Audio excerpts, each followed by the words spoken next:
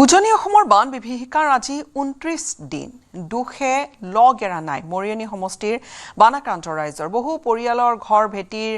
পানী আজিও ওলাই যোৱা নাই আজিও হে পানী হুকুৱা নাই আজিও হৈ আছে বুকাময় কোনো পৰিয়ালৰ ভেটিটো ওলাইছে ঠিকে যদিওবা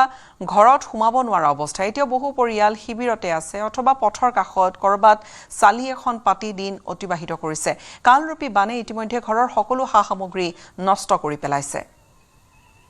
চাওক বান বিভীষিকাৰ আজি ২৯টা দিনত ভৰি দিলে বহু লোক শিবিৰত বাস কৰি আছে বহু লোকে পথৰ কাষতে চালি এখন তৰি কোনোমতে জীয়াই আছে মোৰ পিছফালে এই যে ঘৰ দেখিছে ঘৰবোৰ দেখিছে এয়া হৈছে মৰিয়নি সমষ্টিৰ হোজাইকান অঞ্চলৰ দৃশ্য এয়া চাওক এতিয়াও ঘৰ পানীৰ তলতে আছে আৰু কিছু লোকৰ ঘৰৰ ভেটিটো ওলাইছে যদিও কিন্তু তেওঁলোকৰ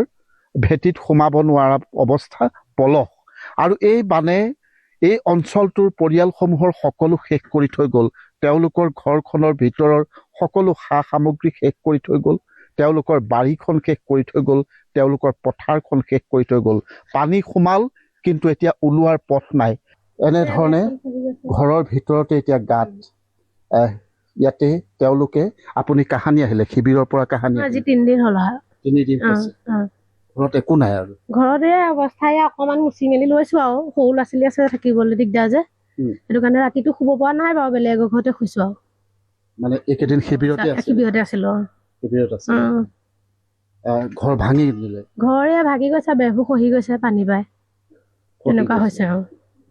ইয়াতে কিমান পৰিয়াল আপোনালোকৰ গাঁওখনত আমাৰ ইয়াত ৫০টা পৰিয়াল আছে ৫০টা পৰিয়ালে তেওঁলোকো আছিলে এতিয়া আৰু ৮টামান পৰিয়াল এতিয়াও আছে তাতে বাকীখিনি আহিছে আৰু ইয়ালৈ বহুতৰে এতিয়াও ওলোৱা নাই ওলোৱা নাই ওলোৱা ধন্যবাদ জনাইছোঁ মই এই ঘৰখনেই মই দেখুৱাইছোঁ যে ইয়াতে তেওঁলোকৰ সম্পত্তি বুলিবলৈ একো নাই সকলো শেষ হৈ গৈছে সন্মুখৰ ঘৰখন ইতিমধ্যে আপোনালোকে দেখিছে একেই অৱস্থা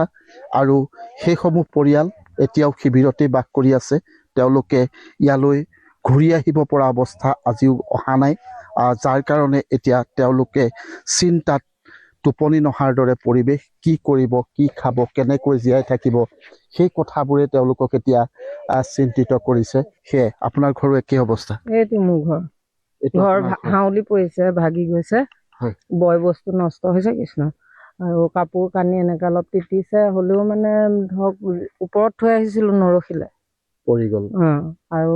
ভিতৰৰ চব বস্তুৱে নষ্ট হৈছে